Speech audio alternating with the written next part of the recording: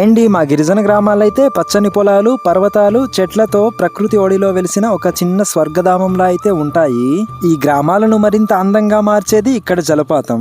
ఎత్తైన కొండలపై నుంచి జారిపడే నీటి ప్రవాహం ఒక స్వర సంగీతంలా మన చెవులకు హాయిని ఇస్తుంది. ఇప్పుడైతే మేము ఎవ్వరికీ తెలియని ఒక లోయలో ఉండే ఒక జలపాతాన్ని అయితే చూపించబోతున్నాము. చల్లని చినుకులు గాలితో కలిసిపడి మనసుకు ఒక ప్రశాంతతను, కళ్ళకు ఒక విందును ఇస్తాయి. ఇలాంటి జలపాతాలు కేవలం అందం మాత్రమే కాదు, గ్రామస్తులకు జీవనాడి, తాగునీటిగా, పంటలకు నీరందిస్తూ జీవనాన్ని సజీవంగా ఉంచుతాయి. ప్రకృతి ఒడిలో అడుగుపెట్టిన ప్రతి ఒక్కరికి ఇక్కడ దృశ్యం ఒక ఆహ్లాదకరమైన అనుభూతిని ఇస్తుంది.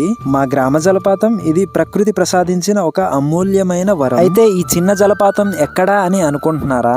ఈ జలపాతం వచ్చేసరికి పార్వతీపురం మన్యం డిస్టిక్ గుమలక్ష్మీపురం మండలం అలాగే కుసా గ్రామంలో అయితే ఉంటుంది. ఈ ప్రాంతాన్ని డెవలప్ చేస్తే ఇంకా బాగుంటుందని నేను అనుకుంటున్నాను. ఈ వీడియో అయితే ఇంతే. Thank you so much.